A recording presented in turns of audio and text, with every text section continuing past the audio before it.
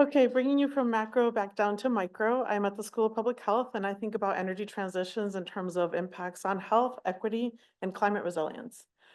First, I focus a lot on extreme heat. Why? It's getting hotter, heat waves are happening more frequently, um, but with higher intensity. And so we think a lot about like who is vulnerable to heat. And this is a picture of Chelsea, Massachusetts, which is a community, environmental justice community where we do a lot of work. And thinking vulnerability, people usually think older adults and babies are the ones who are most affected by heat. But really, if you live in a community that has urban heat islands, you're vulnerable because you have to cool down a lot more. If you're an environmental justice community, you may not have the ability to pay for cooling. And so it's really important to think about like all the different aspects of vulnerability. This is an interdisciplinary project that we did with Lucy Gutierrez Group in Earth and Environment, where we were looking at where is the demand for cooling? So where do people live? Where are the urban heat islands? And where are people who are vulnerable?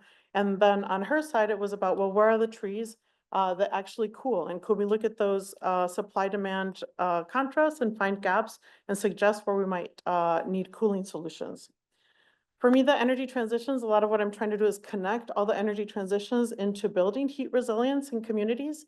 So just kind of some examples that at a neighborhood level, things like cool roofs are about reducing energy in buildings. They also reduce how much people have to pay for air conditioning. At a building level, there's weatherization, air sealing, swapping out for heat pumps. All of those also build heat resilience.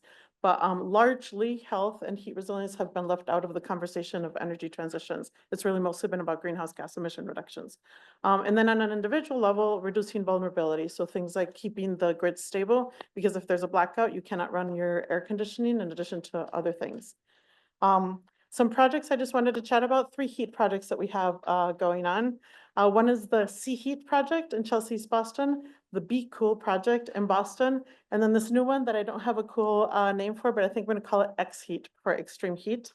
The goal of all of these is to increase climate resilience to extreme heat in communities in different ways. So community engaged research, elevating voices of communities in terms of what their adaptation needs are, what the barriers are for them to participating in things like heat pumps and cool roofs and weatherization programs, et cetera.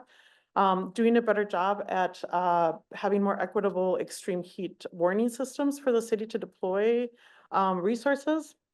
And then this kind of larger project that is actually going to expand to New Orleans and Phoenix, in addition to Boston. So different weathers, right, like dry, hot and humid, and then Boston, which people don't necessarily think of having heat problems.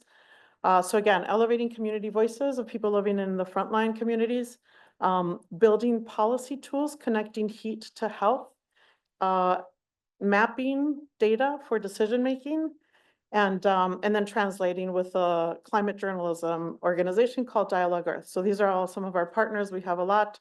And maybe I'll stop right there. Thank you.